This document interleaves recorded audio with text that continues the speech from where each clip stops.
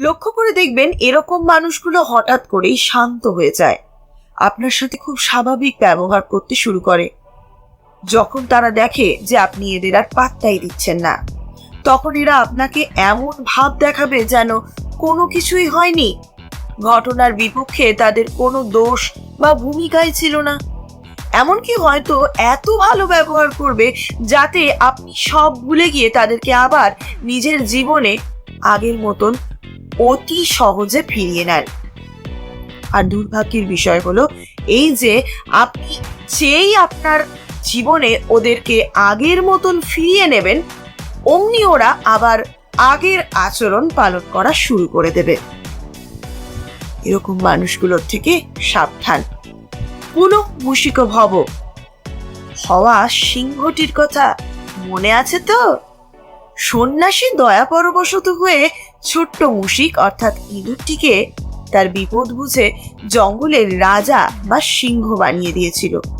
আর সেই সিংহই আবার সন্ন্যাসীর দিকে তেড়ে গেল, অর্থাৎ ইঁদুরটির সিংহ হয়েও মানসিকতার পরিবর্তন হলো না। সে ছিল অত্যন্ত লোভী এবং ভীষণ রকম ভাবে স্বার্থপর। যার থেকে সে উপকার পেল তাকেই সে শেষ করতে উদ্যত হলো। তো আপনার চারপাশে এই ধরনের উচ্চাকাঙ্ক্ষী ও সুযোগ সন্ধানী ব্যক্তিরা এইভাবেই আপনাকে ব্যবহার করতে চাইবে। যখন তারা ব্যর্থ হবে আর যখন তাদের আপনার সাহায্যে প্রয়োজন পড়বে, তখন তারা আপনার কাছে কাকুতি মিনতি করবে। কিন্তু যেই তাদের কাছে আপনার প্রয়োজনীয়তাটা ঘুরিয়ে আসবে, অমনি দেখবেন তারা আপনার দিকেই সিংহের মতন আক্রমণ করতে তেড়ে এসেছে। আপনার চারপাশে এরকম অনেক মানুষ রয়েছে। এদের মধ্যে থেকে সঠিক মানুষকে চিনতে শিখুন। মানুষকে সাহায্য করা কোনো ভুল নয়, তার নামই মানসিকতা বা মানবিকতা। কিন্তু সঠিক মানুষকে সাহায্য করুন।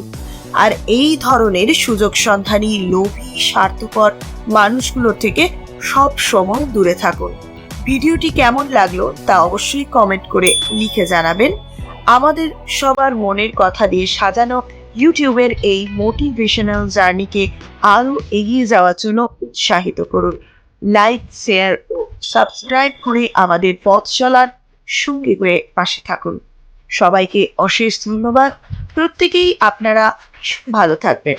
নমস্কার।